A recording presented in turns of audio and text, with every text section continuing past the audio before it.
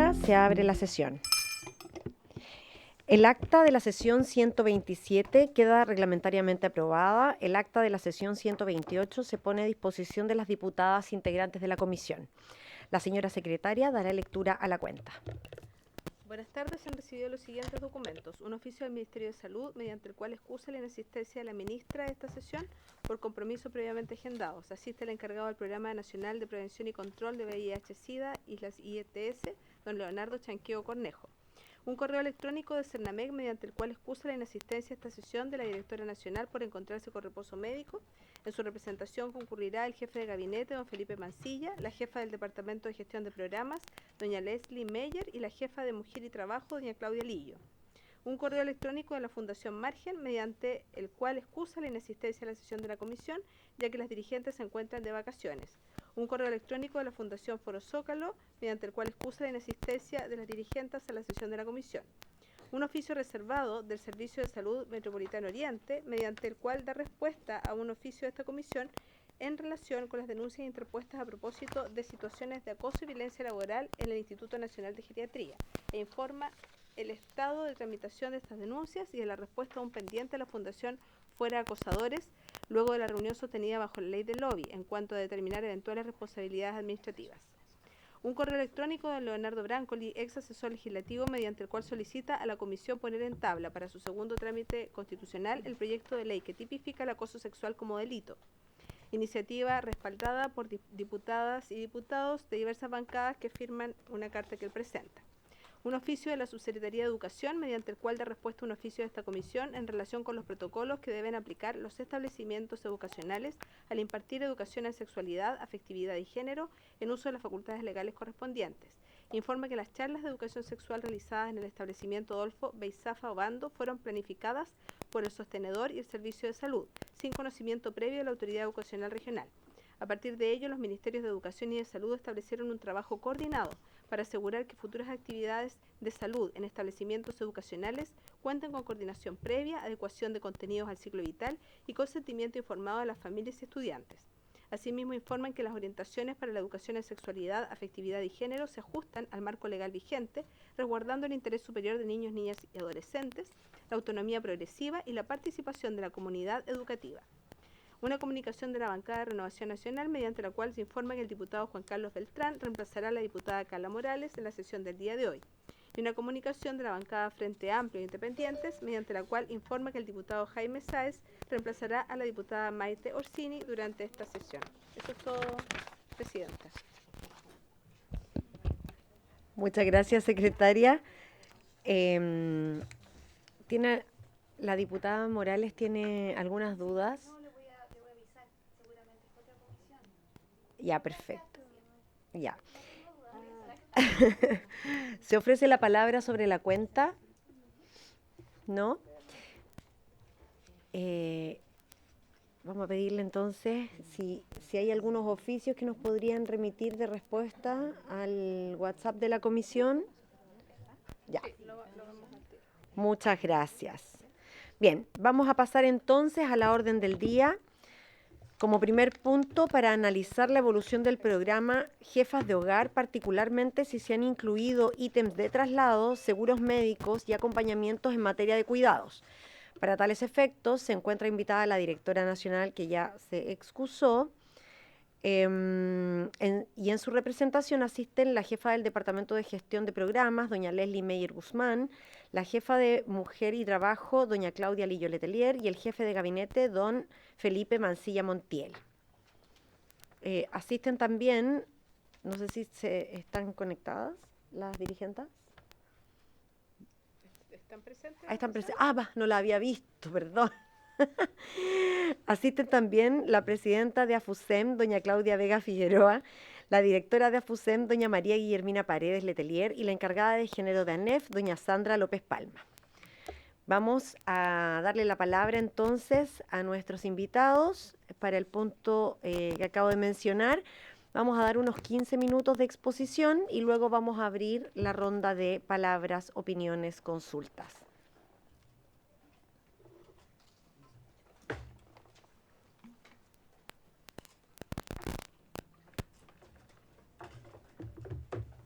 Muy bien. Para efectos del registro, ¿se presentan, por favor?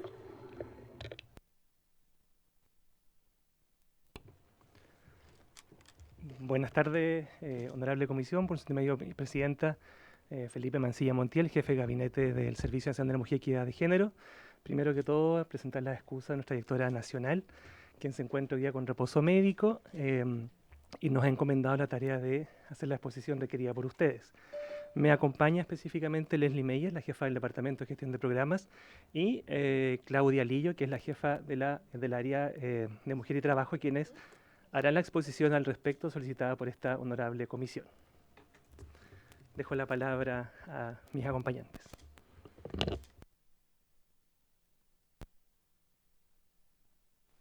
Ahí sí. Bueno, saludarles a todas y todos por su intermedio, presidenta. Mi nombre es Leslie Meyer Guzmán, yo soy la jefa del Departamento de Gestión de Programas del Servicio Nacional de la Mujer y la Equidad de Género, y hoy les voy a presentar, bueno, ahí está la PPT, respecto al programa Mujeres Jefas de Hogar, en particular lo que ustedes han consultado respecto a la asignación referida en la glosa 10 de la Ley de Presupuesto. Así que bueno, para comenzar, un contexto bien general para situarnos. El programa Mujeres Jefas de Hogar es uno de los programas más antiguos de la institución, sino más bien el primero. Ha tenido una evolución significativa y permanente durante los años, desde el año 90, y hoy día estamos ejecutando un rediseño programático que considera, bueno, diferentes ajustes que se han ido realizando al programa, en particular. Si me ayudan avanzando la lámina, por favor. Ahí sí. En particular, un diseño que considera la visibilización de uno de los puntos estratégicos que ha tenido la intervención en el programa, que es la implementación de un proyecto laboral. En términos muy generales, les voy a comentar que el programa tiene 3 momentos o 3 componentes. El primero de ellos apunta a una formación específica en materia de apresto laboral. Realizamos talleres de formación para el trabajo. Luego viene ya un ámbito más de trabajo específico con las mujeres para que puedan elaborar y diseñar un proyecto laboral que les permita visualizarse en el mercado laboral, ¿cierto?, dependiente e independiente. Y luego ya viene un tercer momento que es estratégico y que luego de rediseñar el programa en el año 2024 hemos querido visibilizar. La siguiente lámina, por favor. Y se trata de la implementación del proyecto laboral. La idea del tercer componente es visibilizar la gestión que realizan los equipos comunales, particularmente en la gestión intersectorial, que de una u otra manera sostiene cómo el programa logra articular a las mujeres no solamente con una institución, que en este caso es el CERNAMEC, sino que les permite visualizar otras alternativas y de esta manera, ¿cierto?, gestionar todos aquellos apoyos que requieran para poder insertarse en el mercado laboral. Entonces es importante considerar que este programa se nutre de la gestión intersectorial y por tanto de los diferentes convenios que podamos realizar con actores públicos y privados que están presentes en los diferentes territorios. En la siguiente lámina, por favor, si me ayuda. Tenemos ahí un resumen respecto a los diferentes elementos que rediseñamos en el programa. No me voy a detener en mayor medida en aquello, pero sí creo que es importante considerar que, en particular, el programa Mujeres Jefas de Hogar ha ido acompañando la reflexión en torno al concepto de jefatura de hogar, que está a la base, ¿cierto?, del programa. Entonces, acá también quisiera comentarles que ha sido muy importante e interesante la reflexión que han desarrollado los equipos comunales, también las mujeres participantes, respecto a cómo se entiende la jefatura de hogar y el valor que tiene, y también cómo las mujeres participantes del programa enfrentan, ¿cierto?, tensiones que tienen que ver principalmente con el cuidado a la hora de insertarse en el mercado laboral o bien implementar, ¿cierto?, su proyecto laboral. Si me apoyas con la siguiente lámina. Bueno, acá tenemos una síntesis de los principales indicadores de gestión de la cobertura. Como podrán ver, es un programa que ha tenido un aumento sostenido en el tiempo respecto a las comunas en las que está presente. Es el programa que tiene mayor presencia territorial dentro de la oferta programática del Servicio Nacional de la Mujer y la Equidad de Género. Hoy día estamos presentes en 276 comunas que representa ahí un 80% del total de comunas del país. Y además tenemos una presencia relevante, ¿cierto?, de mujeres participantes que permanecen en el tiempo y que al margen, digamos, de los datos objetivos que ustedes pueden mirar en la lámina que les estoy presentando, también es importante plantearles que la subjetividad de las mujeres que han participado y que han estado en diferentes instancias que convoca el mismo programa valoran altamente la oportunidad que ofrece el programa, no solamente en la intervención formal, sino que la oportunidad que tienen de vincularse con otras mujeres y de esa manera también compartir experiencias respecto a cómo enfrentan las tensiones, ¿cierto?, propias de ser mujer y de ser jefa de hogar, y también las preocupaciones frente a la materialización de su proyecto laboral, que es ciertamente el objetivo principal del programa.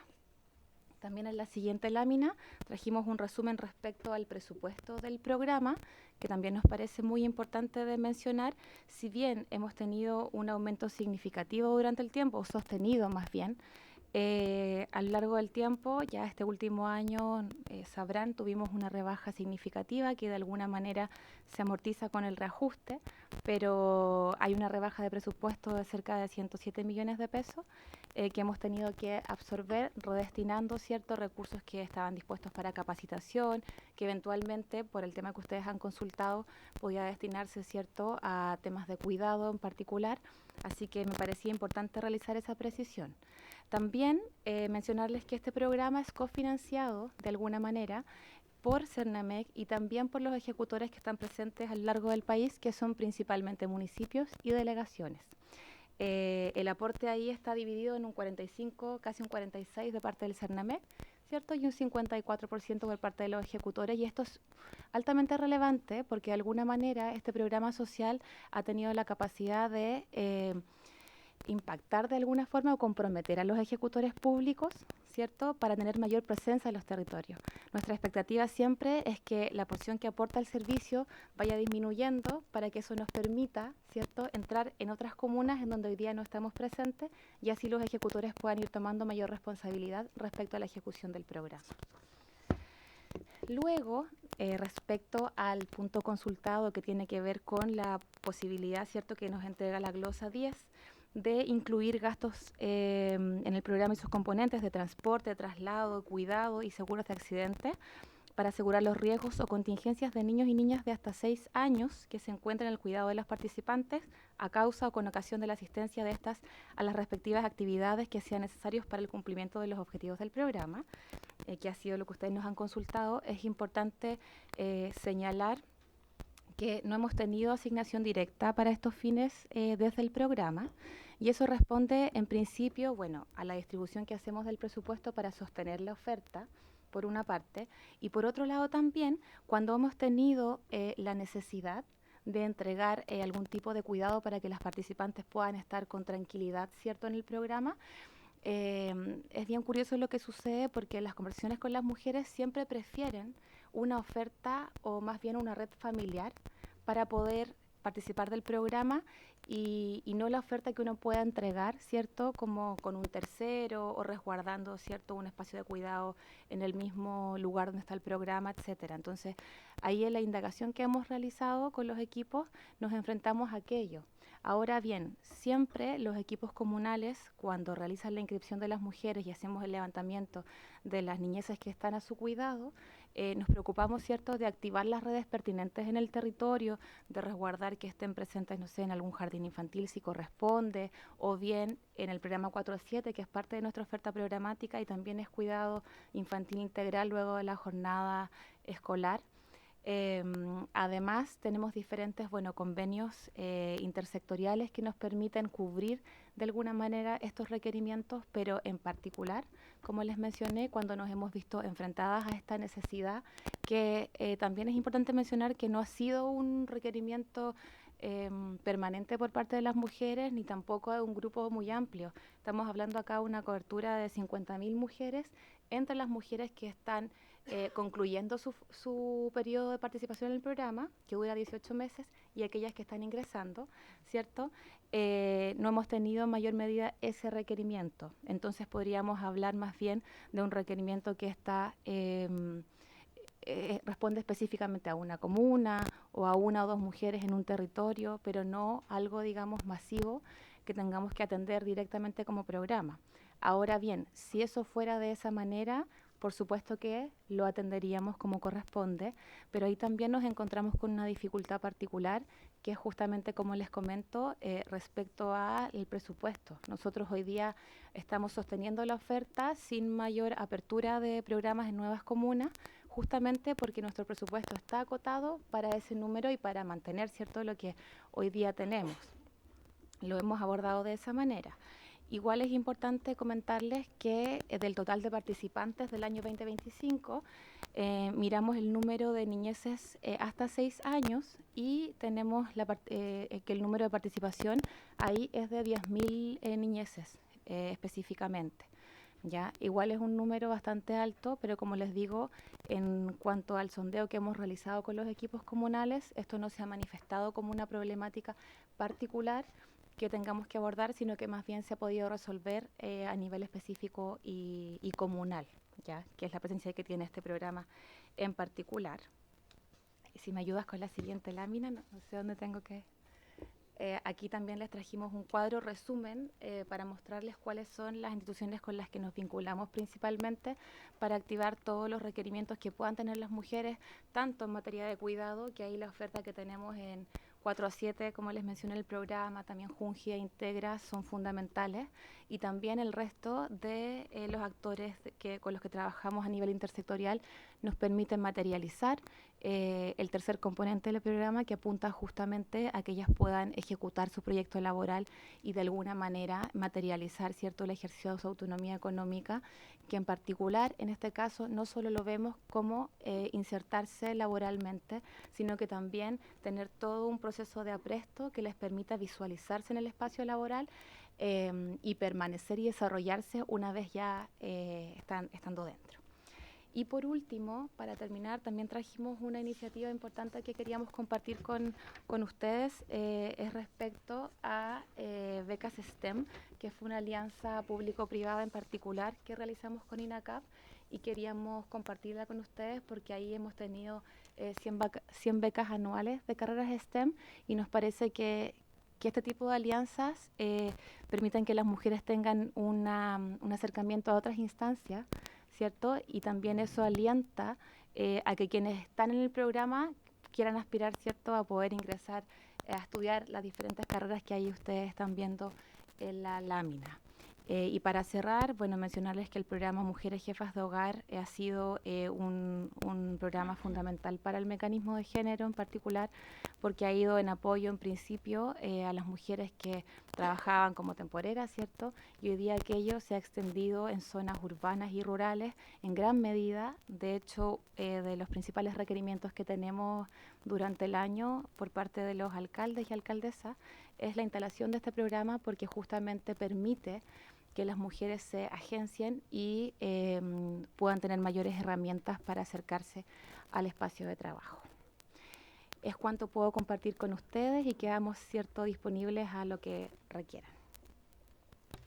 Muchas gracias, justo en su tiempo. ¿Tenemos disponible la presentación para la comisión? Sí, ya. Ya, genial. Si la puede enviar, por favor, al chat. Ya. ¿Alguna pregunta, opinión, duda a las diputadas? Sí. Diputada Ana María Bravo. Muchas gracias, Presidenta, por su intermedio. Saludarlos a todos los colegas, los invitados. Muchas gracias por estar acá. No solo recalcar que la importancia de este programa, que ha ayudado mucho también al empoderamiento de las mujeres y a salir a muchas de ellas del círculo de la violencia, especialmente en razón de la violencia económica. La dependencia las obliga muchas veces a seguir conviviendo con su agresor.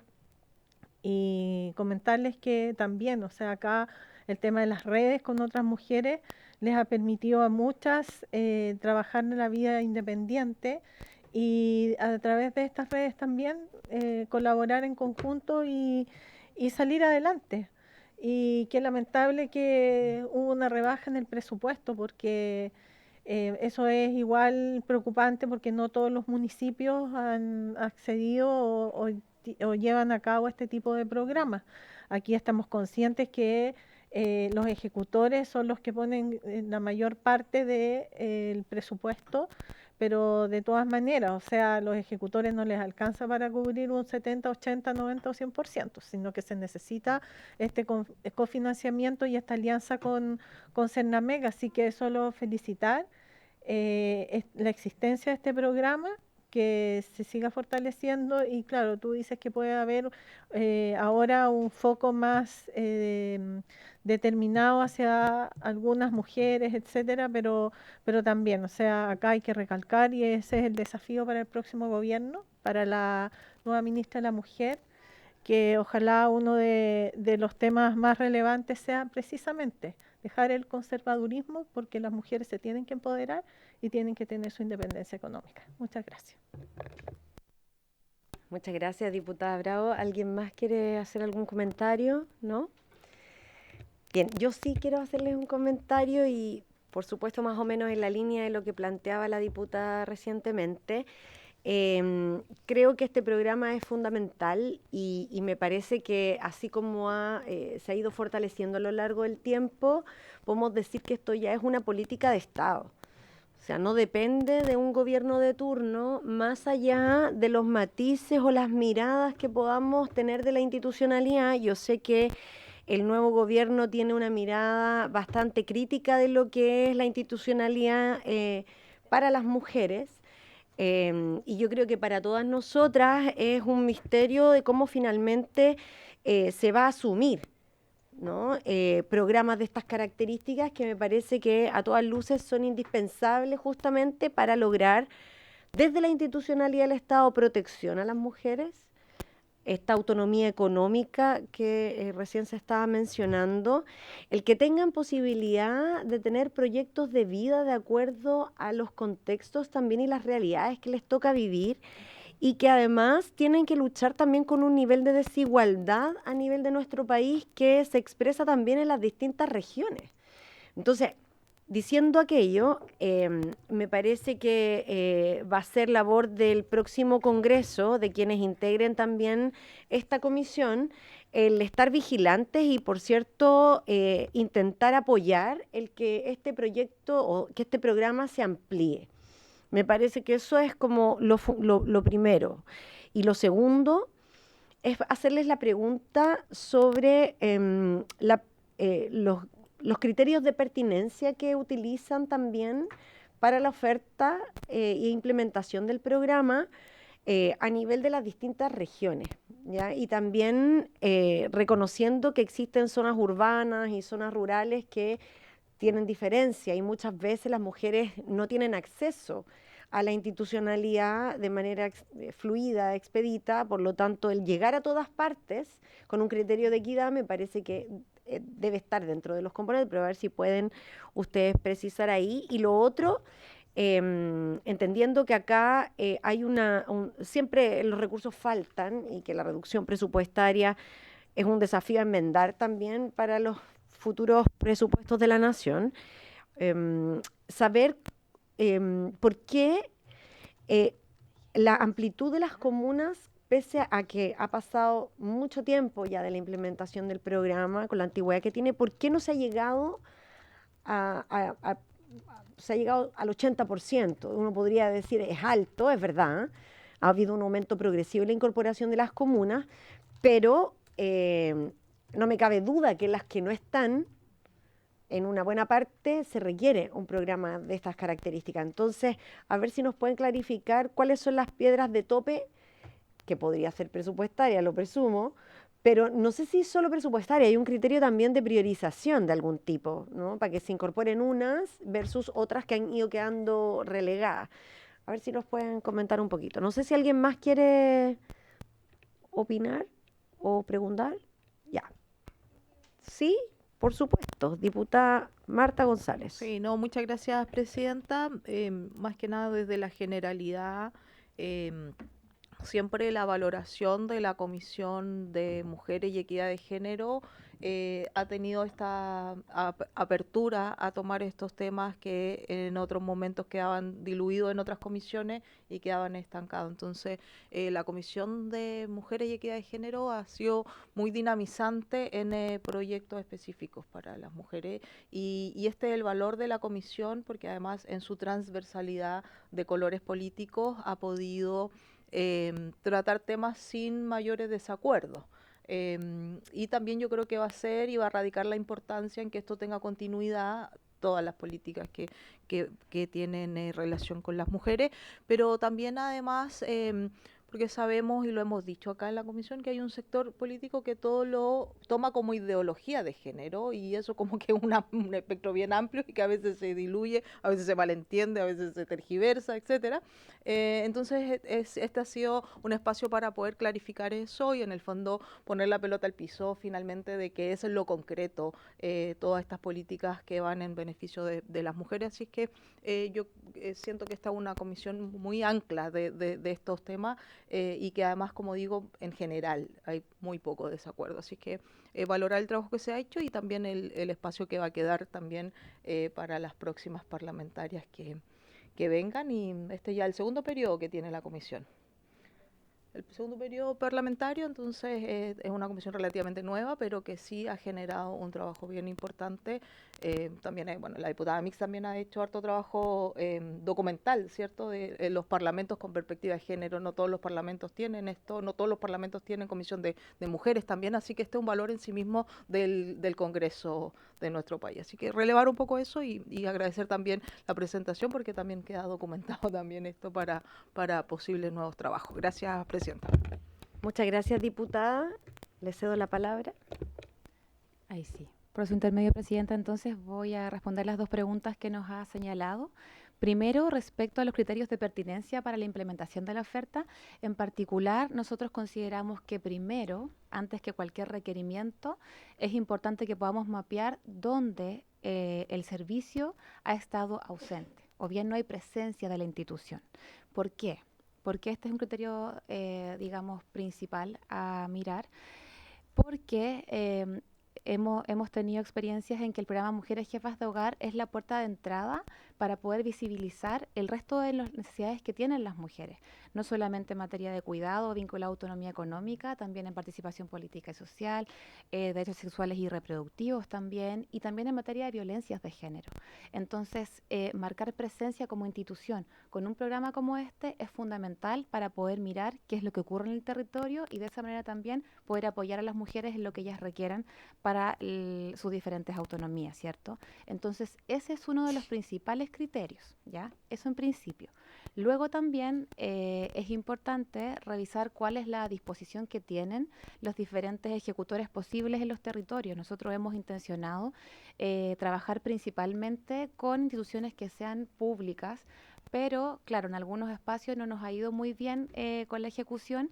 De hecho, tenemos hoy el 100% de ejecutores públicos y en un par de territorios no estamos porque no hay disposición, digamos, de los actores presentes ahí.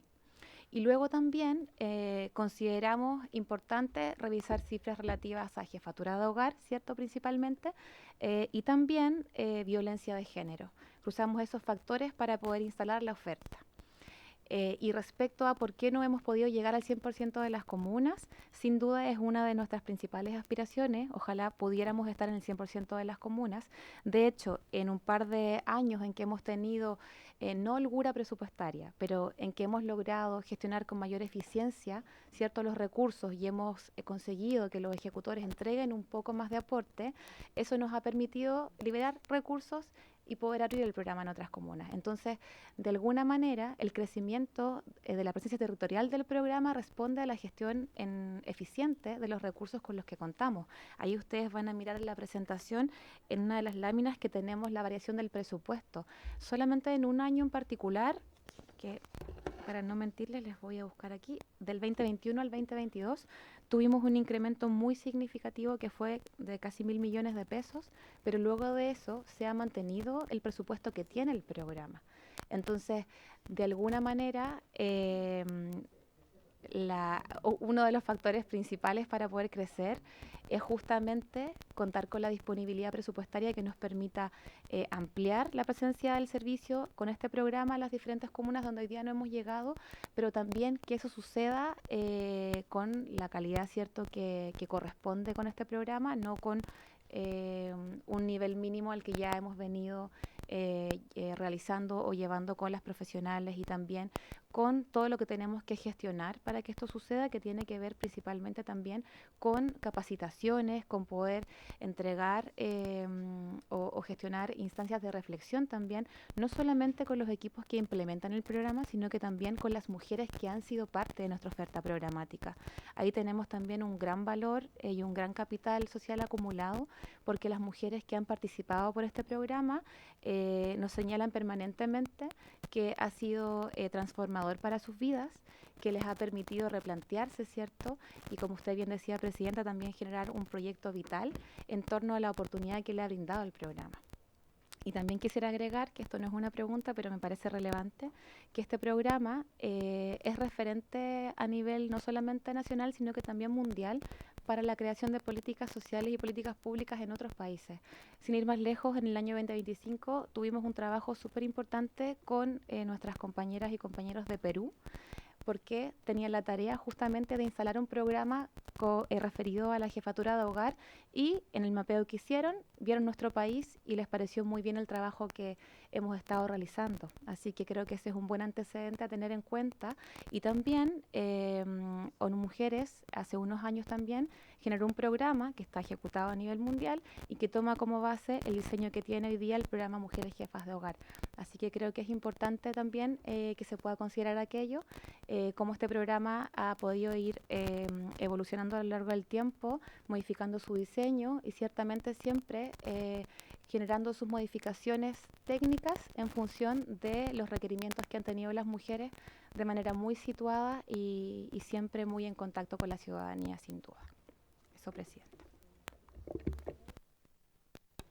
Diputada Marta González. Sí, muchas gracias, Presidenta. Sin duda el programa Jefas de Hogar ha sido un programa de los que ha marcado también un sello y ha tomado también estos hogares monoparentales que tenemos en nuestro país, que no son una cifra baja, digamos, y también esta oportunidad. Pero sin embargo, igualmente en el tiempo que lleva, también uno esperaría que pudiese tener más recursos y pudiese abordar también otras dimensiones.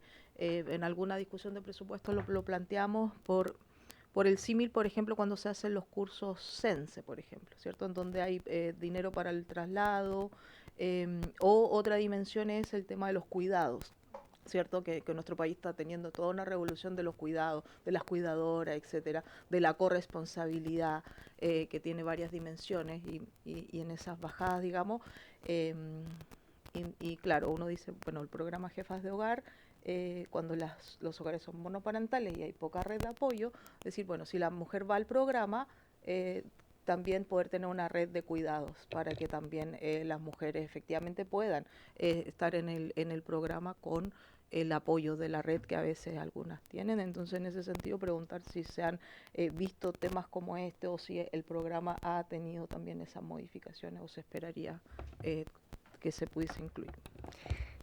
Gracias, diputada. Diputada Mix.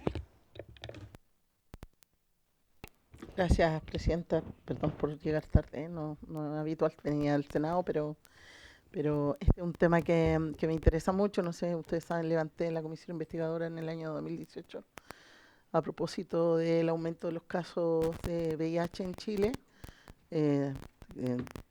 bastante alarmantes, por cierto.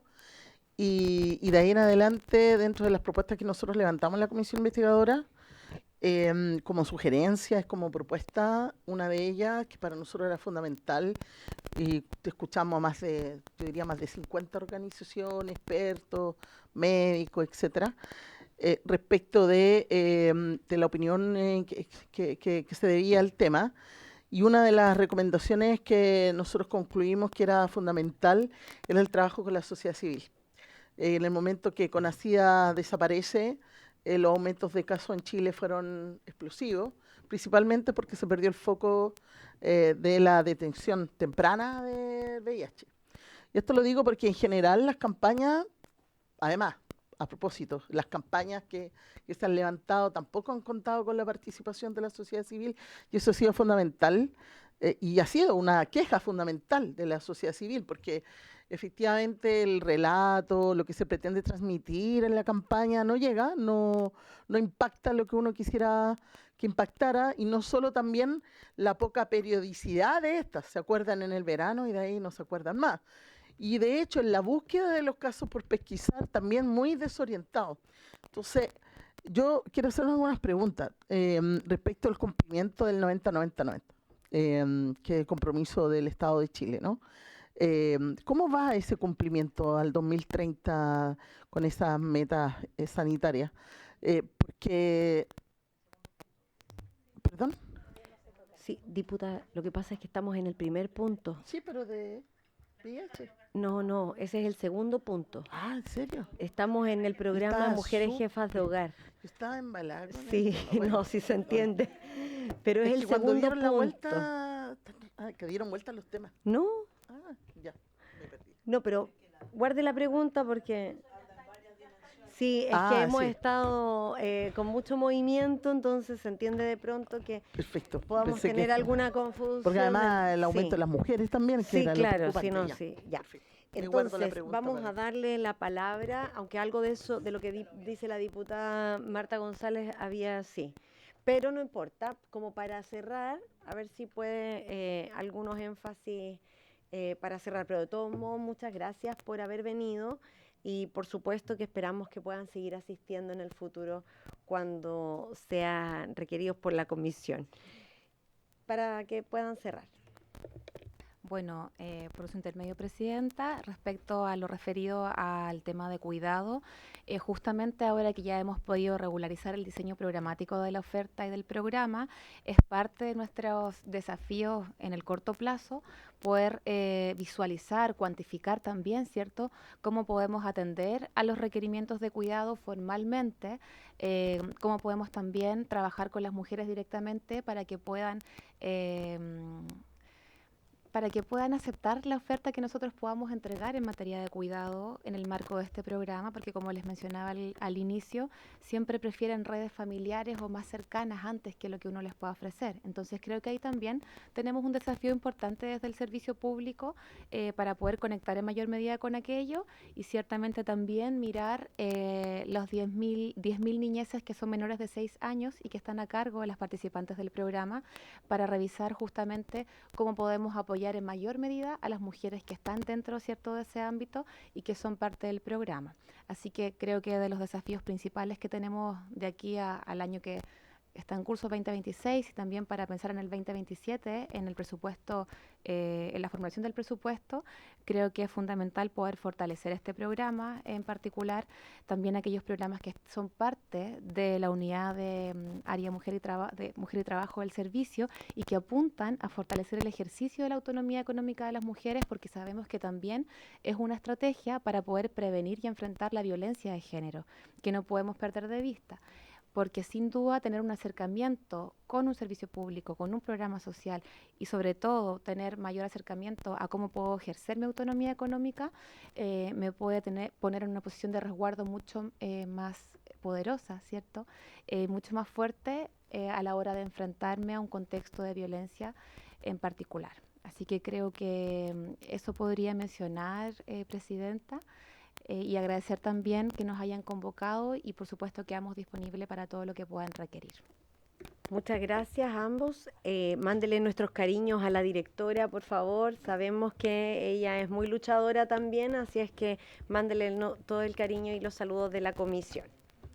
Por su intermedio, Presidenta, se los haremos llegar y desde ya nos pidió transmitirle que queda disponible para cualquier situación que la comisión requiera para lo que viene hacia el futuro.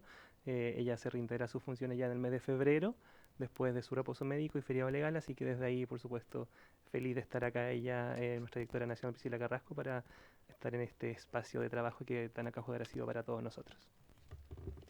Muchas gracias. Bueno, los liberamos.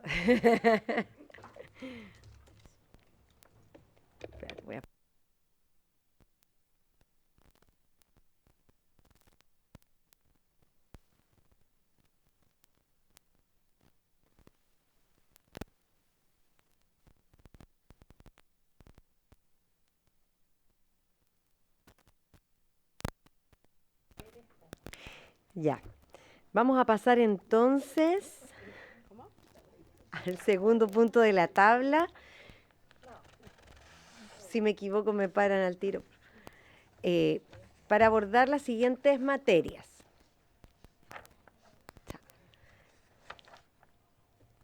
Primero, los protocolos y tratamientos de fertilidad o reproducción asistida en Chile para mujeres con VIH positivo con carga viral indetectable, atendidos los casos de discriminación conocidos por la Comisión. Las campañas de prevención y tratamiento del VIH, su nivel de efectividad, los grupos objetivos a los que se dirigen, la participación de la sociedad civil y presupuestos asignados, además del estado de cumplimiento de los compromisos internacionales asumidos por el Estado de Chile en esta materia. Para estos efectos se encuentran invitados la ministra de Salud, doña Jimena Aguilera, que ya se excusó, el encargado del Programa Nacional de Prevención y Control del VIH-Sida y las ITS, don Leonardo Chanqueo Cornejo. Las representantes, bueno, que habíamos invitado, se excusaron, no estaban disponibles para poder participar de esta comisión y... Gracias, señora presidenta. Las excusas... El micrófono, sí, el otro, el que está justo a la base. Ese, ya. Ahí Le sí. vamos a dar entonces sus 15 minutos y luego vamos a abrir las palabras. Sí, gracias, señora presidenta. Buenas tardes a todas y a todos. La excusa es la ministra de Salud. Ella está como ministra de enlace en las regiones afectadas por el incendio, ahí en terreno, así que nos ha solicitado poder concurrir a hacer la presentación. A mi lado acá el doctor Leonardo Chanqueo, que tal como lo dijo usted es el jefe del Programa Nacional de VIH, Prevención y Control de VIH-Sida e ITS. Hola, buenas tardes a todas y todos. Muchas gracias por acogernos acá y voy a presentar lo que nos han pedido. Bueno, básicamente ya se mencionó en la tabla los protocolos y tratamientos de fertilidad o reproducción asistida en mujeres viviendo con VIH, y la segunda pregunta es en relación a las campañas que lo voy detallando durante la presentación. Entonces vamos a partir por el acceso a tratamiento de fertilización asistida. Básicamente nombrar lo regulatorio, tenemos lo regulatorio a través de la resolución exenta número 277 para FONASA, y también tenemos lo de la Superintendencia de Salud, la circular 331, que también aplica para las ISAPRE. Básicamente lo regulatorio establece que hay un PAD de fertilización asistida de alta complejidad, y en el acceso específico señala: la pareja o beneficiaria que deseen ingresar al proceso deberán cumplir con las indicaciones definidas en la guía para el estudio y tratamiento de infertilidad publicada por nuestro Ministerio de Salud en el año 2015. Y no podrán, y acá están las excepciones, no podrán optar a este tratamiento las parejas en que uno o ambos miembros de ella padezcan de alguna infección de transmisión sexual activa, básicamente clamidia y gonorrea, y en el caso de las personas viviendo con VIH, con carga viral detectable. Eso es lo que establece la regulación para FONASA. Igual voy a mencionar la de la ISAPRE, pero básicamente se basa en lo mismo. Las mujeres deben encontrarse libres de patologías concomitantes para optar al tratamiento, y asimismo, como criterio de exclusión, no podrán ingresar al tratamiento la beneficiaria que padezca alguna infección de transmisión sexual, básicamente clamidia y gonorrea, y una infección, y la persona viviendo con VIH con carga viral detectable. ¿Y esto por qué? La carga viral como concepto es tiene que estar indetectable para poder postular a estos tratamientos. Si es un caso genuino de infertilidad y requieren fertilización asistida, el vivir con VIH no contraindica para nada este procedimiento, pero requiere que las cargas virales estén indetectables por al menos 6 meses después que está con tratamiento. Y si la indicación de fertilización asistida es solo por el diagnóstico de VIH, la verdad que esto se debe analizar, porque el VIH por sí mismo no se considera un criterio de exclusión para postular a esto. Básicamente esto se basa en la evidencia científica, que sabemos que nosotros lo hemos fomentado en las últimas campañas en nuestra administración, que una persona que vive con VIH, que va a los controles, está en terapia, se toma las cargas virales, está indetectable, no transmite el VIH. Y esto se llama el concepto de I = I. Y existen básicamente tres categorías: categoría indetectable, suprimida y no suprimida. Si está indetectable, que es el objetivo que nosotros tratamos de lograr, menos de 50 copias, con cero riesgo de transmisión en las parejas sexuales, y eso empodera a las personas. Y voy a contestar al tiro la pregunta que me hacían. Nosotros hemos logrado en la cascada de atención un 95% de las personas se encuentran indetectables en nuestro país. Suprimida, 1000 copias, la transmisión acá es casi cero o menos, y puede haber también transmisión, pero igual es baja, menos de un 1% de la madre al bebé. Y ya no suprimida, y por eso es importante mantener una carga viral indetectable, porque la transmisión del virus a sus parejas sexuales sí puede ocurrir. En base a esto, nosotros básicamente como Programa Nacional de VIH fomentamos esto, y la indetectabilidad es igual a intransmisibilidad, que no es transmisible, y básicamente nosotros en lo regulatorio, la verdad que no existe una contraindicación en una mujer que vive con VIH indetectable que aplique cualquier procedimiento de fertilidad de alta complejidad. Voy a pasar a la segunda pregunta. Campañas de comunicación social para la promoción del sexo seguro y la prevención del VIH-ITS durante el periodo que nos tocó a nosotros tener esta administración. Las campañas de comunicación social forman parte del programa. Esto ha sido históricamente. La idea es mantener una alerta social y la percepción de riesgo en las personas que ven estas campañas. Esto por ley, la ley que se conoce como ley del SIDA, que es la 19.779, establece la obligatoriedad del Estado de informar a la población sobre el tema, poniendo especial énfasis en las campañas de prevención. Y además define que entre sus principios orientadores la participación social, la descentralización y una cultura centrada en las personas. Y eso es lo que hemos hecho durante esta administración. Además, tenemos otra cláusula, que es el acuerdo 12.956, que es el caso FS. Importante destacar que este acuerdo es un acuerdo de solución amistosa que firmó el Estado de Chile con la Comisión Interamericana de Derechos Humanos, y que está publicado en el año 22. Y dentro de este contexto, el Ministerio de Salud tiene la responsabilidad de garantizar y supervisar el cumplimiento de la cláusula 10ª, que ¿qué dice? Campaña de sensibilización para la atención y no discriminación de personas que viven con el VIH. Y nos dispone varios compromisos que tenemos que hacer. Primero, el diseño de una campaña comunicacional anual, donde el diseño de la campaña comunicacional tiene que tener prevención en relación al VIH y aspectos relativos a los derechos sexuales y reproductivos.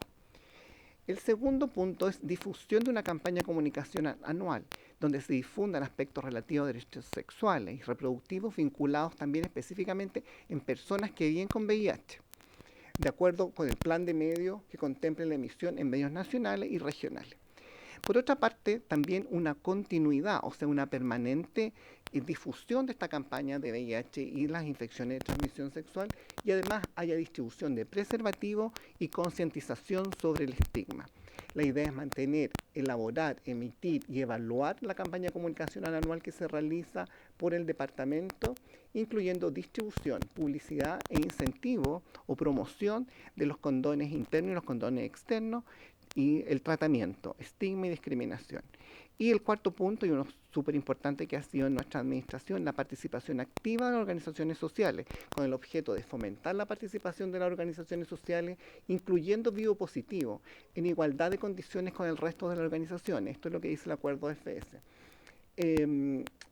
Nosotros, para dar cumplimiento al acuerdo ASA del 2022, hemos incorporado con énfasis los enfoques de género, derechos sexual y reproductivo en las campañas, y además anualmente como Ministerio de Salud reportamos a Cancillería los avances en relación a estos compromisos, con total cumplimiento de los avances que hemos tenido en estos últimos 4 años. Acá les quería mostrar cuál ha sido la evolución de nuestras campañas desde el 2022 al 2025. Voy a partir por la campaña 2022, Grandes Tiempos para Cuidarse. El 2023 al VIH le doy cara, hicimos 2 campañas comunicacionales. Al VIH le doy cara, que es una campaña publicitaria, y el 23 también hicimos Edúcate, Concientízate y Cuídate, que fue una campaña de testimonial con personas viviendo con VIH y no viviendo con VIH que nos daban sus testimonios. En el 24 hicimos una serie series sobre la mesa, una nueva serie, cambiamos el concepto de ampliar esto, una nueva serie que habla del VIH y las ITS, y el 2025 concluimos el periodo de la serie e hicimos el 5º capítulo de la serie que incluía el 2024. Básicamente los grupos objetivos son los que se mencionan ahí, siempre grupos que se consideran por la OMS y ONUCIDA, grupos de población clave. Y nosotros en el programa además incorporamos las poblaciones prioritarias. ¿Por qué? Porque las poblaciones prioritarias, por ejemplo, nosotros incorporamos a las mujeres, incorporamos a las personas gestantes, incorporamos a población indígena, que no está considerado entre la población clave de la ONUCIDA, por tanto, que es importante para nosotros. Pueden ver que el 22 hicimos población clave y prioritaria, en el 23 población general y grupos claves y prioritarios, y pueblos originarios además incorporamos en el año 23. En el año 24, básicamente población general, e hicimos uno de los capítulos de la serie, habla específicamente de mujer y VIH, y enseñamos cómo una mujer viviendo con VIH puede tener una maternidad absolutamente normal, respetando sus derechos sexuales y reproductivos. Y el 2025 incorporamos, además de la población general y los grupos prioritarios, incorporamos a los adolescentes. Y pueden ver, porque está disponible, el 5º capítulo, fuimos a un colegio donde enseñamos VIH y educación sexual, básicamente sífilis. La ejecución del plan de medio ha dependido un poco también de los presupuestos, que ustedes saben que varían de acuerdo a la disponibilidad presupuestaria que tenemos.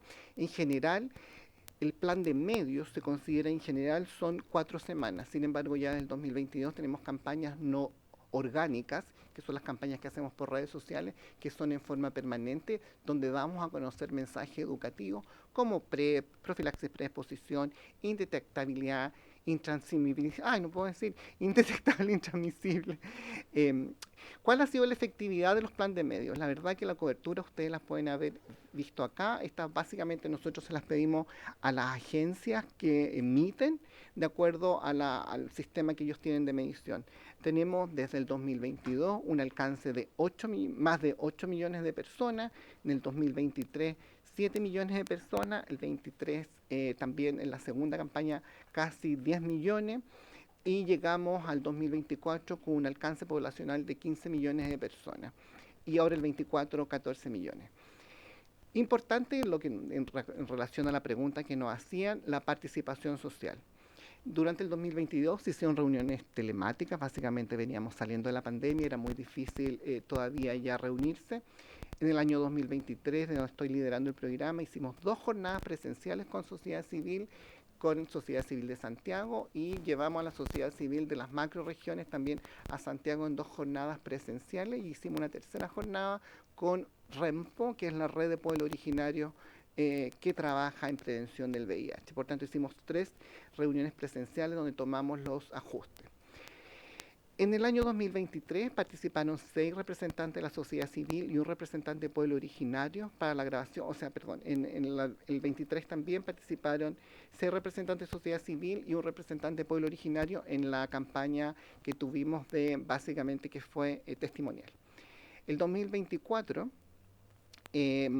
participaron en el diseño 13 representantes de la sociedad civil elegidos en el 2023. Como el 2023 hicimos 3 jornadas presenciales, se eligieron representantes, y estos 13 representantes fueron los que nos ayudaron el 2024. Y el 2025, después de un trabajo del 2024, generamos un foro para la participación y para la acción en VIH. Trabajamos con las personas que estaban en el foro, con el foro y un representante que nos siguió durante todo el diseño de la campaña. Acá les quería mostrar básicamente los presupuestos destinados. Esto básicamente esta es la ejecución propiamente tal, que fue en cada una de las campañas por año. Está el servicio que lo prestó, la resolución que aprueba los contratos, el proveedor, que fueron distintos proveedores de acuerdo a las licitaciones públicas que se hacen, las órdenes de compra y los montos totales que ustedes pueden ahí ir viendo.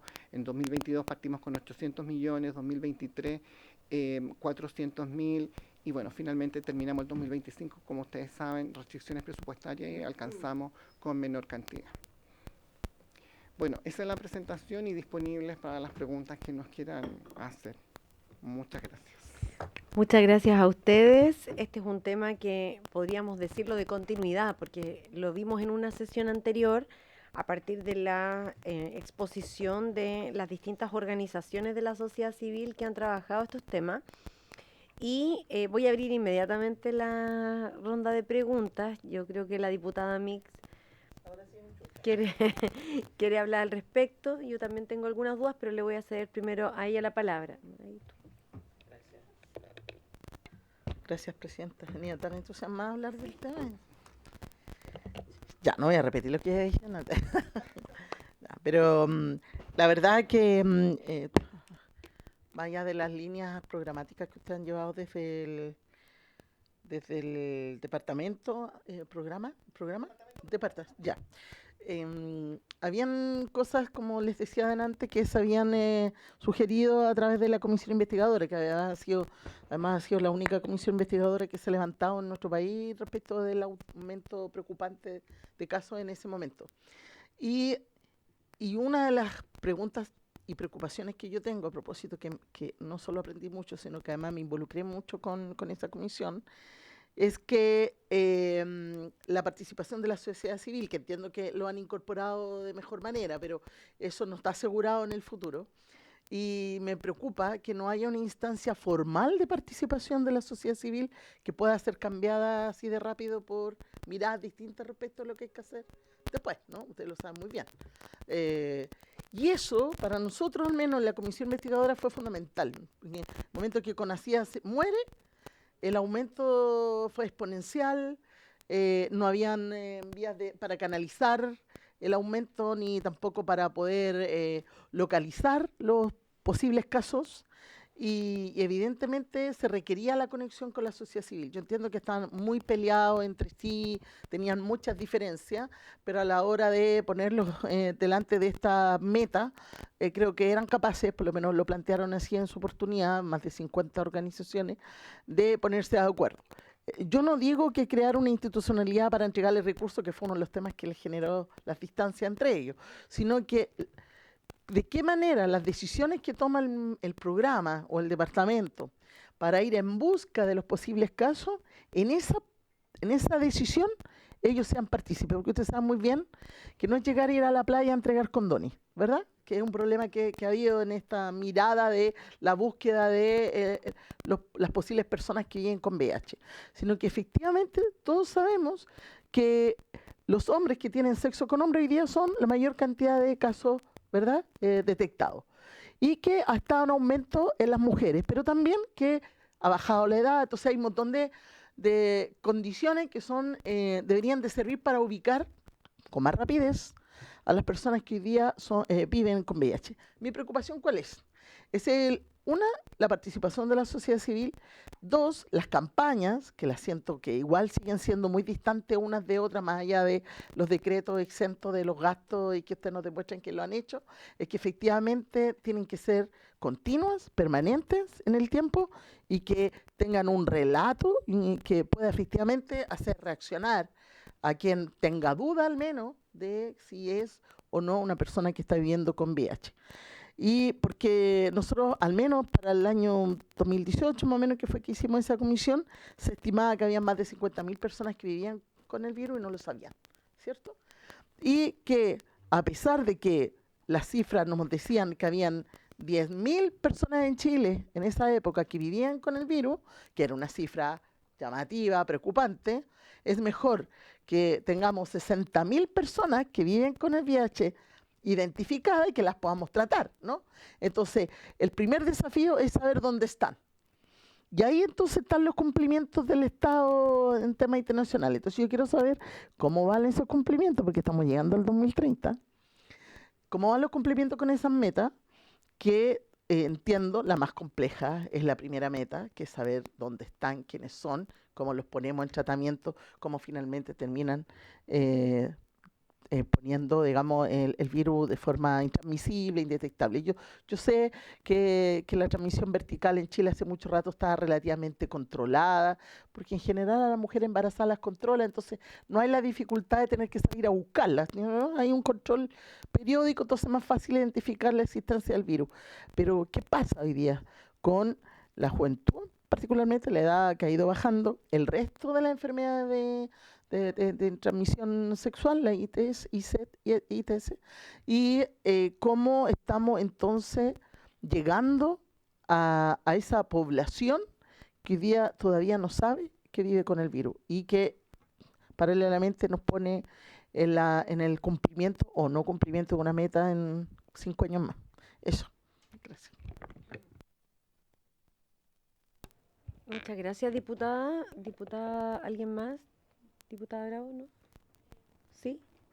Ya.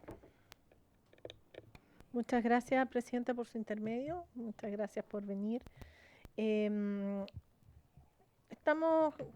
estado viendo, ustedes nos han estado exponiendo respecto de las campañas y también cómo a través de estas campañas se logra detectar también casos. Pero acá hay un informe de estimaciones poblacionales sobre VIH el año 2024 que señala que el 75% de las personas que conocen su diagnóstico se hacen tratamiento. Entonces, ahí me hace mucho sentido lo que dijo la diputada Mix, en que, claro, es necesario pesquisar quiénes tienen este virus, viven con este virus, para poder hacer los tratamientos.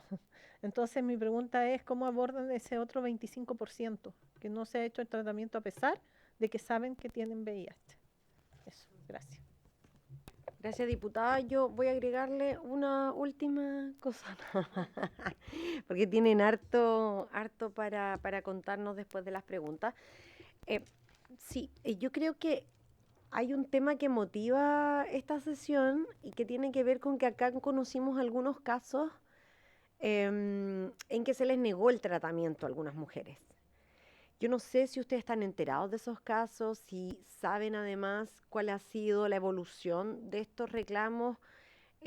Hay algunos de estos casos que se han judicializado. ¿Tienen algún registro estadístico?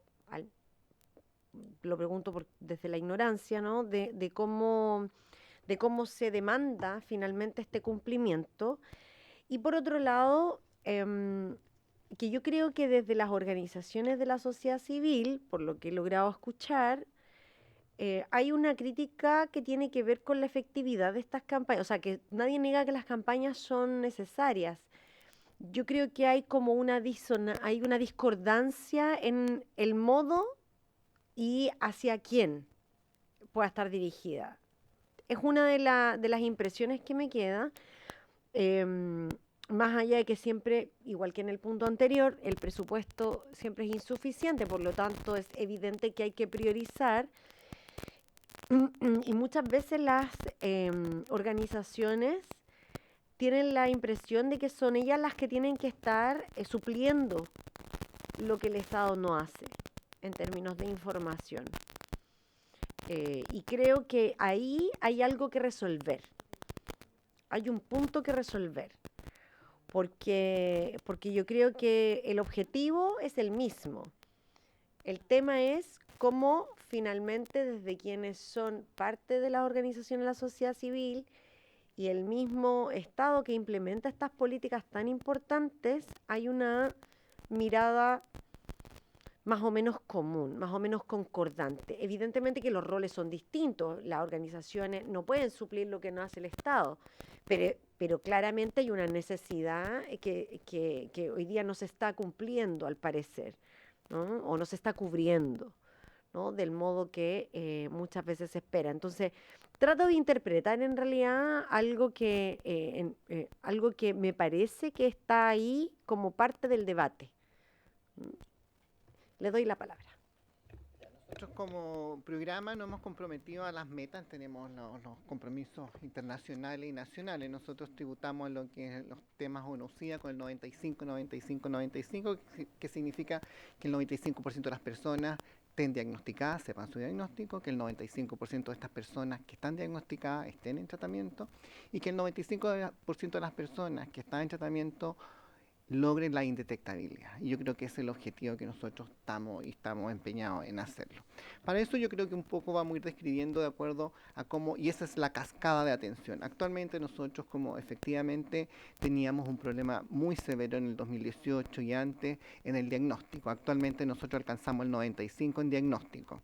Por tanto, actualmente nosotros podemos decir que el 95% de las personas conoce su diagnóstico.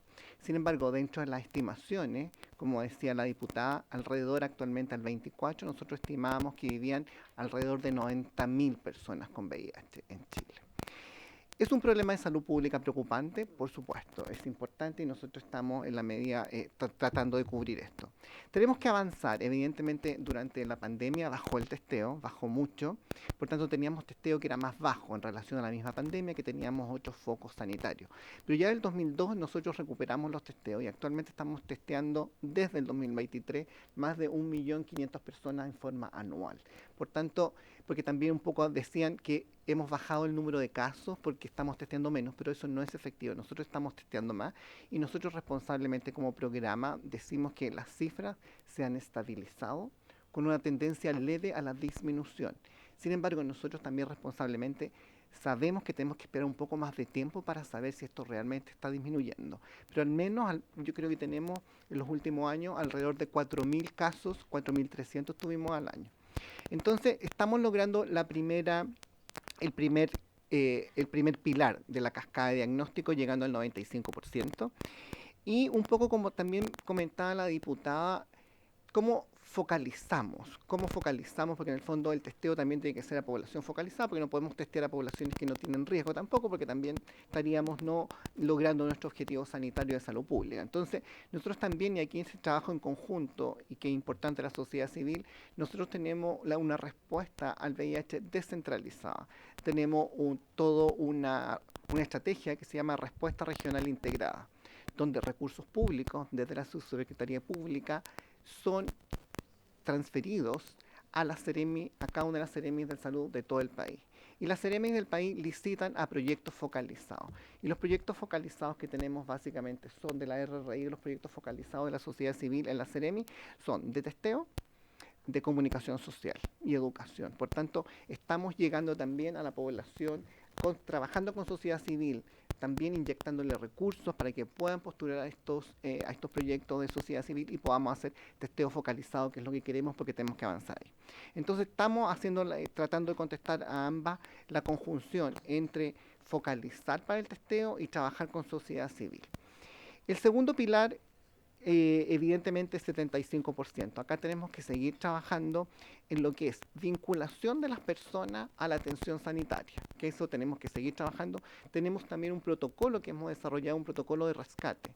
O sea, aquellas personas que abandonan la terapia de antirretroviral, cada uno de los centros de VIH tiene la obligación, y de hecho un compromiso de gestión y un COMGES de los servicios de salud, que tienen que rescatar a las personas que están abandonando por los mecanismos que clásicamente conocemos, llamados telefónicos, cartas certificadas, y muchas veces tampoco logramos eso porque muchas veces no se logra las personas ubicar. Hay muchos inubicables por problemas de contacto, que no está el mail, que no está el teléfono. También existe, ustedes saben, la voluntariedad de las personas. Hay personas que por voluntariedad propia van a definir, pero ahí tenemos que trabajar en lo que es educación, evidentemente. Entonces tenemos que trabajar en ese 75 y tenemos un protocolo de vinculación, de entrega de resultados y un protocolo de rescate en el cual estamos trabajando. Y el último pilar de la cascada, que es el tercero, la indetectabilidad, nosotros llegamos a un 95% de las personas que están indetectables, de las personas que están en tratamiento, que tenemos alrededor de 65.000 personas en tratamiento. De esas, un 95% nosotros garantizamos, de acuerdo a lo que nos reportan los centros, que están indetectables. Por tanto, el tercer pilar es muy buen pilar. En el fondo, los centros sanitarios, la atención sanitaria que se da, es capaz de brindarle a la gente la terapia antirretroviral. Recuerden que GES, por tanto, está garantizada. También trabajamos, este año sacamos, que ya lo veníamos trabajando en la pandemia, un ordinario que es de multimés, que permite la entrega por 3 meses a las personas. De acuerdo, obviamente, a stock disponible, que Senabas tenga todos los productos, pero en el fondo también es hacer que las personas vayan menos a los centros asistenciales con el fondo de mantener su adherencia. Así que estamos trabajando en eso. Sin embargo, también decir que un poco cuando la diputada nos preguntaba qué hacemos con esas personas que nos faltan en tratamiento. Estas son cifras dinámicas, son estimaciones, son fotos del 31 de diciembre del 2024, donde hay personas en procesos que están abiertos todavía, en procesos que se está comunicando el resultado, que no se ha vinculado. Entonces también son cifras que no son estáticas, que tengamos un 25 o un 30% de personas que no están en terapia a un punto. Entonces eso también a veces es difícil entenderlo, porque todas estas cifras son estimaciones, no son lo real que yo puedo decir, tenemos 63.000 personas en terapia antirretroviral en el sector público y en el sector privado. Las campañas comunicacionales, evidentemente, yo creo que es un debate, yo creo que siempre es un debate abierto, ¿qué queremos lograr con las campañas? En definitiva, nosotros como programa, la comunicación masiva es para mantener la alerta social y la percepción de riesgo. No son para testearse, aunque llamamos al testeo, y evidentemente también lo hacemos. Llamamos al uso de condón también. Pero ahí también es como, este año solo habrá un de condón, este año solo habrá un de testeo, este año se ha focalizado en tal población. Y las campañas también como Estado son para todos y todas, para la población en general. Entonces también cuánto focalizamos sin estigmatizar y sin discriminar. Porque si yo hago también una campaña muy focalizada, podemos llegar a estigmatizar. Entonces, la verdad que como programa también estamos bien, es complejo, tenemos que trabajar con todas y todas, que lo hacemos, y contestándole también lo de participación, nosotros logramos durante esta administración lograr un foro para la acción o para la respuesta para el VIH. Lo trabajamos durante todo el 2024 con la ayuda del PNUD, nuestro programa, y tenemos resolución del foro. Y trabajamos todo el año 25 con el foro, así que nuestro paso es seguir trabajando en el foro, porque creemos y entendemos que la participación social son clave, y bueno, yo creo que hemos avanzado un montón, evidentemente nos queda avanzar más, y yo creo que ese es el desafío en todos los que trabajamos en VIH, sí, y que yo voy a seguir trabajando en VIH. Muchas gracias. Muchas gracias. Tenemos la participación telemática, no me di cuenta, disculpe, está ICW Chile, Comunidad Internacional de Mujeres Viviendo con VIH-Sida, que están participando telemáticamente. Es Marcela Silva. Le vamos a dar unos minutos para que pueda intervenir y comentar la exposición que hemos escuchado. La idea de invitar a las organizaciones justamente era que pudieran estar atentas y poder participar. Marcela, ¿está ahí? ¿Me escucha?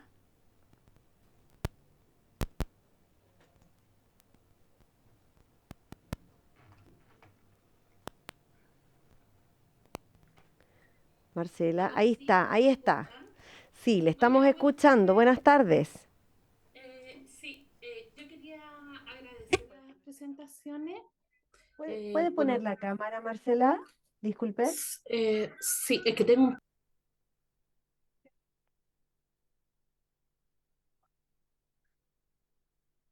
Solo si puede.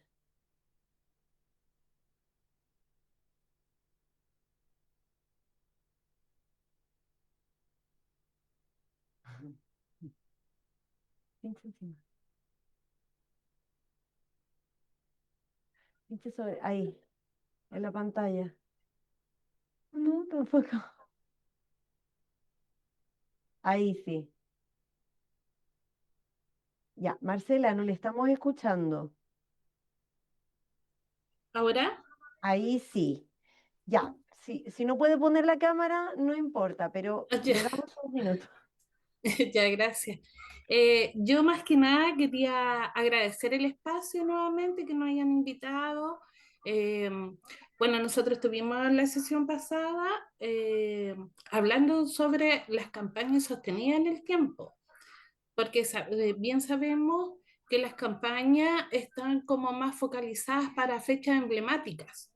Nosotras, desde nuestra comunidad de ICW y la Coordinadora Belona, que somos organizaciones que vivimos con VIH exclusiva de mujeres, hacemos el llamado a atención y lo hemos hablado con el doctor Chanqueo sobre el tema de las campañas sostenidas para motivar a las mujeres, porque las mujeres como están dentro de las parejas estables, que lo presentamos la vez pasada, no se sienten en riesgo. Entonces nosotros necesitamos campañas que estén más focalizadas hacia las mujeres, porque así como lo dicen los estudios y el estudio de caracterización que hizo el mismo ministerio del año 2014, sigue mostrando que no hay un cambio. Las mujeres siguen adquiriendo VIH con la pareja estable y exclusiva, y adquieren el virus del VIH en sus propias casas y en sus propias camas. Entonces, ahí yo creo que es súper importante motivar o ver de qué forma podemos trabajar las campañas que estén sostenidas en el tiempo. Si uno se va netamente a la estadística, en estos últimos años son más de 800 mujeres que se notifican anualmente. Entonces, para nosotras, desde nuestra comunidad, claro que es importante tener acceso a la prevención con los condones internos, tener la lubricación. Hay que pensar que el 75% de las mujeres que viven con VIH también desarrollan cáncer cervicuterino por virus de papiloma humano, y no solamente pasan en las mujeres, sino que también en los hombres.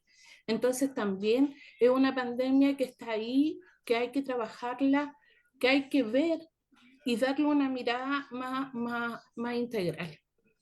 Y una cosa es lo bonito que se ve en el papel, pero en la práctica de verdad que hay que trabajar en la práctica. Porque de verdad que en el territorio nosotras nos toca ver otro tipo de cosas, que lo hemos hablado con el doctor Chanqueo, las veces que han faltado los condones internos en los centros de salud. Eso nosotros lo vamos denunciando. Cuando hay cohesión en las mujeres para la esterilización, eso también lo hemos denunciado. Entonces, no quiero que esto quede como que se está trabajando, sí, pero tenemos que mejorar las cosas. Solamente eso quería hacer el hincapié. Muchas gracias, Marcela. Sin duda que es muy valioso que podamos ir contribuyendo desde todas las miradas al debate. Le voy a dar la palabra para que podamos ir cerrando, pero sin duda que vamos a tener que buscar ir haciéndole seguimiento a los compromisos, pero también a los cumplimientos que hoy día son indispensables para quienes viven con VIH y que además han tomado una actitud activa en nuestra sociedad, justamente para ser complemento de las políticas públicas y para empujarlas. Si a veces si la sociedad civil, las políticas públicas no avanzan. Entonces les voy a dar la palabra para que a ver si pueden comentar un poco de lo que decía Marcela y después a la diputada Mix. Muchas gracias Marcela. Nosotros hemos trabajado un largo trabajo con Marcela. Yo creo que ICW son una sociedad civil súper activa. De hecho, trabajamos recientemente también con ICW, con ella, en la norma de que estamos a punto de salir, la norma de la transmisión vertical de VIH. Que yo creo que es una actualización que trabajamos con ella, el tema de lactancia, que yo creo que es importante porque empoderar también a la mujer. Así que yo creo que también trabajamos con Marcela y nosotros siempre tenemos un contacto súper directo en relación a proveer condones internos, condones de vagina a todas las mujeres o a las personas que los necesiten. La verdad es que nosotros durante esta administración no hemos dejado de comprar. Evidentemente han habido algunas restricciones presupuestarias, pero la verdad que la provisión de condones internos y externos se ha mantenido. Sin embargo, las compras, yo creo que esto no es justificar, pero a veces las compras no son complejas. Los proveedores no siempre postulan, se caen licitaciones. Entonces, la verdad es que hemos tenido también muchas veces problemas con la provisión por parte de los proveedores de algunos insumos, pero en recursos en general nosotros nos hemos mantenido bastante estable porque la idea es mantener, nosotros promovemos los condones, por tanto tenemos que proveer los condones. Evidentemente tenemos que avanzar, ojalá pudiésemos tener más presupuesto, así que un llamado que cuando ustedes vean el presupuesto nos entreguen más presupuesto y por supuesto ir avanzando y cosas que quedan para las próximas administraciones en avanzar, aumentar la cantidad de condones que podamos disponibilizar a las personas y los lugares donde los podamos disponibilizar también, que yo creo que también tenemos falta ahí también de acceso. Tenemos que avanzar en lo que es profilaxis preexposición también, que ojalá pueda estar disponible en todo el país. y eso es lo que tenemos que ir trabajando, y estamos trabajando también en terminar la norma de la actualización de las infecciones de transmisión sexual, porque el tema actual es sífilis, que está aumentando, y gonorrea. Por tanto, tenemos que seguir trabajando en prevención. Muchas gracias, diputada Mix. Sí, gracias, presidenta. Yo sé que no depende de ellos, más bien el tema presupuestario, ¿no? Entendiendo que cuando hablamos de prevención requiere mucha más inversión del Estado de lo que hoy día contamos. Incluso porque yo sé que muchas organizaciones lo plantearon durante la comisión investigadora, y hemos escuchado a muchos expertos en la misma línea: cómo ser capaces que el Estado de Chile en los lugares públicos, tanto escuelas, metros, no sé, paraderos, puedan acceder a dispensadores, perdón, de preservativos, por ejemplo, a un precio bajo, ojalá fuera gratis, pero estamos hablando de, no sé, la moneda, y que la gente pudiera acceder, y eso también permitiría hacer esas campañas de prevención llegando a los territorios, ¿no? Más que la campaña del CEFAM o la de la tele, digamos. Eso por un lado. Yo entiendo que una de las aspiraciones en general de las organizaciones es cómo hacemos que existan estos dispensadores de condones, tanto femeninos como masculinos, ¿no? Y lo otro es que yo escucho a Marcela y vuelvo a acordarme de las conversaciones que tuvimos hace ya más de, vamos a cumplir 8 años, y es la necesidad de verdad de hacernos cargo de cosas que yo sé que esto está muy ajeno a la población. Es como que no es un tema que se habla mucho. Yo me acuerdo muy bien de la doctora, porque entró, salió, volvió, tiene una historia en el mensal. Le seguí también su defensa, en el fondo, porque defender una política en el Estado no es tan fácil, tiene sus costos. Y efectivamente, cuando entendamos como sociedad, como el Estado, porque lo complejo es que lo vimos, parte una política de prevención que se demora en instalar 2 años, y ya se te acabaron los 4 años. Y vuelve a asumir otro gobierno y empieza a evaluar lo que se hizo. Entonces, cuando toma la decisión de implementar una política, de nuevo le quedan nada, 1 año. Entonces, es súper complejo la continuidad de la intervención. Y en estos temas tiene que haber una decisión coherente que se sostenga en el tiempo. Que efectivamente la participación de la sociedad civil es fundamental, lo dijimos con letras mayúsculas, nos dimos cuenta de que era importante. Qué mejor que ellas nos pueden mostrar dónde hay que ir a testear, dónde hay que ir a tratar, o cuando abandonan, que bueno que ya hay una cosa más centralizada de información para poder ir a buscar a quien abandona. Porque yo no sé, pero no vi los datos. Hoy día, a enero del 2025, me imagino que con datos del 2024, ¿cuántas personas hoy día en Chile, según los datos del MinSal, viven con VIH? O al menos los casos nuevos. No, yo voy a volver a contestar un poco lo mismo. Los datos son... Es que, ¿sabes qué pasa? Perdona, diputada, pero para que no hagamos diálogo, y porque además quiero decirles que tenemos a otra representante de organización que está conectada y que quiere también hacer uso de algunos minutos. O sea, sí, lo que pasa es que, bueno, si no tiene el dato ahora de los casos nuevos, que así es como se mide finalmente cómo está cada país, pero nos gusta o no, es la detección de los casos nuevos, ¿no? Para efectos del inicio de esta triada, de esta cascada de intervención, parto sabiendo cuántos tengo nuevos. No te estoy pidiendo que nos den los datos de cuántos no sabemos que tienen, que viven con VIH, sino los casos nuevos, hoy día, el 2024.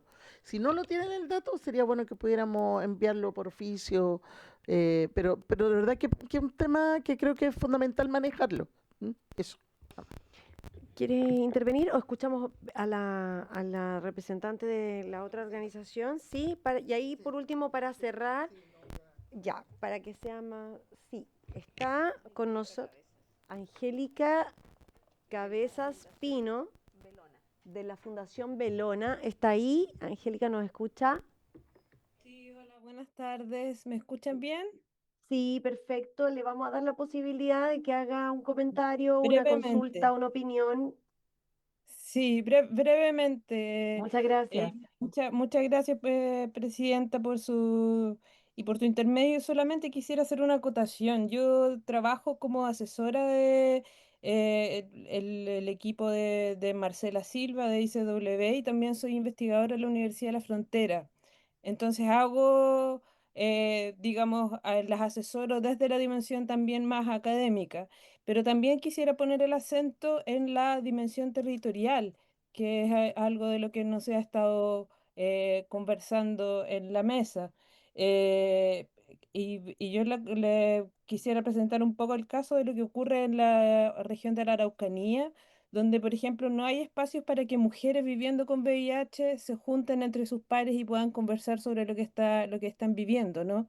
Sabemos que el VIH se constituye o genera una disrupción biográfica, que esa disrupción biográfica, para poder abordar esa disrupción biográfica, es muy importante poder comunicarse entre pares para hacer sentido sobre lo que está pasando. Y eso es algo que no está ocurriendo en la región. Para el 1 de diciembre yo fui a Santiago a participar de algunas actividades y los colegas que estaban allá me decían, pero lo que me estás contando parece como volver a los años 90, ¿no? Donde todavía el estigma se siente presente y creo que esa es una cuestión muy importante que estamos de alguna manera como dejando de abordar. El estigma en el caso de mujeres viviendo con VIH, digamos, no es solamente que la violencia sea un factor de riesgo para la adquisición del VIH, sino que la adquisición del VIH se transforma también en un acelerador de violencia. Las mujeres cuando reciben su diagnóstico son más propensas a ser víctimas de violencia tanto de sus parejas, de violencias estructurales también y violencia simbólica. Entonces creo que eso em, es muy importante. Y lo último, para concluir, es pensar también en qué pasa con porque pensamos siempre en el testeo, en la adherencia al tratamiento, pero qué es lo que pasa postdiagnóstico, ¿no? ¿Qué es lo que pasa con las mujeres que reciben el diagnóstico de VIH? ¿Dónde van? ¿Dónde acuden? Y en ese sentido, lo que hace el equipo de ICW creo que es súper importante, pero eso no es lo que está sucediendo en todas las regiones. Y me parece importante abordarlo, ¿no? Porque son justamente las comunidades las que otorgan el apoyo necesario para que las mujeres puedan hacer sentido sobre lo que les está pasando, abordarlo de mejor manera, tener una mejor adherencia al tratamiento y también apoyar, digamos, a tener conversaciones, ya que una de las campañas se llamaba Sobre la Mesa, ¿no? De poner estos temas sobre la mesa y poder hablar de VIH, así como hablamos de hipertensión o de diabetes sin ninguna diferencia. Eso, muchas gracias.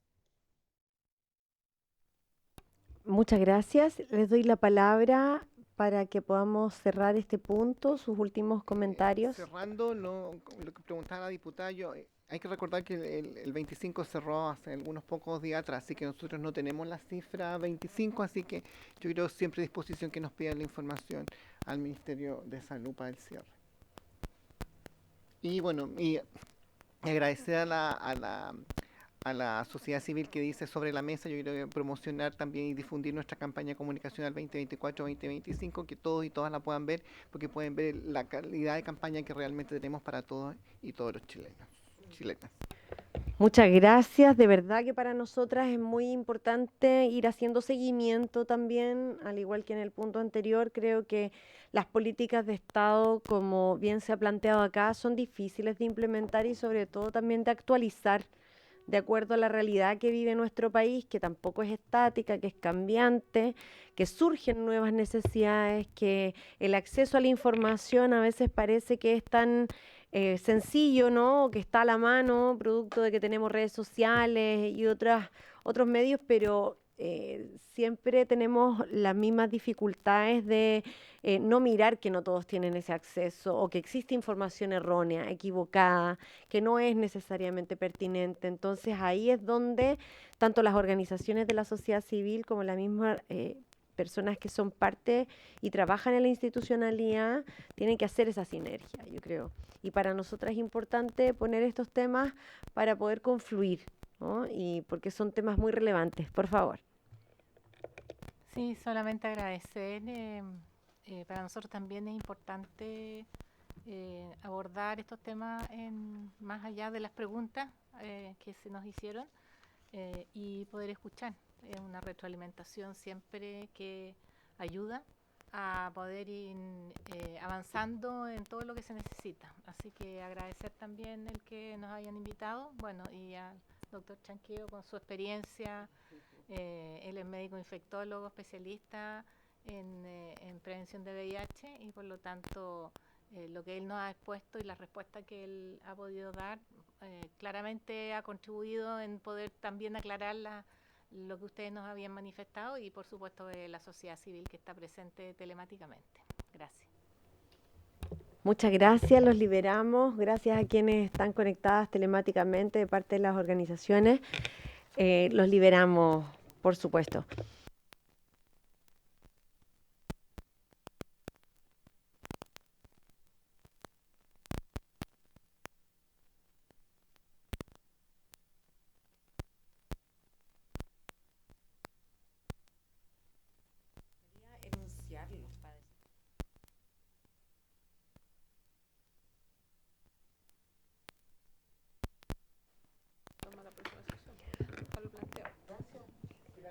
Y lo podemos tomar. Chao, gracias.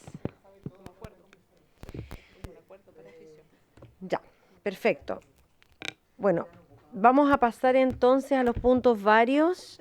Yo voy a intentar ser bastante breve, aunque tengo 2 puntos que son bastante importantes. Quisiera señalar que ha trascendido una solicitud de información por parte de la Contraloría sobre niños, niñas y adolescentes del programa PAI. Creo que para esta comisión es muy importante porque esta es la Comisión de Mujeres y Equidad de Género y todo lo que tenga que ver con derechos en este sentido de personas trans es muy importante. Lo digo porque además podríamos estar frente a la vulneración de derechos de niños, niñas y adolescentes. Entonces creo que tenemos que buscar clarificar aquello durante la primera semana de enero, los primeros días de enero. La Contraloría remitió algunos oficios a los servicios de salud solicitando información individualizada y datos sensibles de niños, niñas y adolescentes participantes del programa de acompañamiento a la identidad de género PAI. Esto lo recibí por parte de familias, de organizaciones de niños y niñas trans y precisar que lo que se ha solicitado es el nombre, el RUT, la identidad de género, antecedentes de salud y seguimiento, lo que evidentemente excede cualquier estándar de fiscalización regular de la Contraloría. ¿Ya? Hay algunos parlamentarios de oposición que han propiciado esta solicitud de información, pero eso, más allá de datos generales que uno pueda querer conocer en su atribución fiscalizadora, no habilita a vulnerar derechos fundamentales de la niñez, ¿ya? Y por tanto, como son niños y niñas, se requiere un estándar reforzado de protección. Aquí, ¿cuál es la legislación vigente que podría estar siendo vulnerada? Garantías de la niñez, evidentemente, ¿ya? El deber de reserva absoluto sobre la información médica, social, personal de los niños y niñas. Acá solo una orden judicial puede levantar esa reserva y la Contraloría no tiene ninguna, digamos, atribución equiparable a una orden judicial. Y creo que cumplir la ley vigente, además aprobada hace no mucho, es fundamental en este sentido. Una ley más antigua, pero que es la Ley de Protección de Datos Sensibles, de Datos Personales, ¿ya? La confidencialidad en salud, la ley antidiscriminación y también, por cierto, obligaciones internacionales respecto de la Convención sobre Derechos de los Niños y Niñas. El interés superior del niño acá es lo que debiera primar. Entonces, yo quise traer este tema porque me parece que como Comisión de Mujeres y Equidad de Género tenemos una responsabilidad y una competencia directa sobre estos temas. Acá lo que puede ocurrir es que se aceleren retrocesos que son institucionales en políticas de género. El país, y eso es un debate que dimos incluso, al menos durante 2 leyes de presupuesto, es una política de acompañamiento y no es ni una cosa irregular, ni tampoco es un experimento. Y yo creo que se ha buscado por parte de algunos sectores políticos de tergiversarlo y finalmente lo que hace es perseguir y exponer a los niños y niñas que forman parte de este programa y a sus familias. Entonces, yo voy a dejar planteado la solicitud de oficios, independiente de que creo que esto es urgente. Yo creo que una semana, que pase otra semana, ya quedamos a trasmano, ¿no? A placer de poder buscar respuestas prontas, pero lo voy a señalar igual. Un oficio a la Defensoría de la Niñez para que evalúe si la solicitud de la Contraloría vulnera la Ley de Garantías de Protección a la Niñez y otros cuerpos legales, que emita un pronunciamiento formal sobre la legalidad y el impacto sobre los derechos de los niños, niñas y adolescentes, que informe si corresponde interponer acciones legales o administrativas y que, por cierto, lo que sea de su competencia lo haga, y que recomiende, por cierto, a esta comisión y al Congreso estándares, y a la Contraloría, estándares de fiscalización compatibles con los derechos de la niñez. El segundo oficio es a la Contraloría General de la República para que explique la Contralora el fundamento jurídico específico que la habilitaría para solicitar datos sensibles de niños, niñas y adolescentes, que informe qué medidas de resguardo está aplicando para proteger la confidencialidad y que derechamente reconsidere la solicitud y adecue la fiscalización a la información anonimizada y que ésta sea, por cierto, en términos generales. Además, que señale si es que ha evaluado el impacto de esto en derechos fundamentales de la niñez. Eso es básicamente, quisiera dejar por sentado que me parece que la fiscalización del Estado evidentemente es necesaria, pero esto no puede hacerse a costa de los derechos de los niñas y adolescentes, cuando es el propio Estado el que expone los datos sensibles de la niñez trans. En este caso no está fiscalizando, lo que está haciendo es vulnerarlas. Como Comisión de Mujeres y Equidad de Género tenemos el deber de poner un límite institucional que sea claro y resguardar la legalidad vigente para proteger a quienes hoy son más vulnerables. Y por eso existen las políticas de género y en este caso para la niñez trans.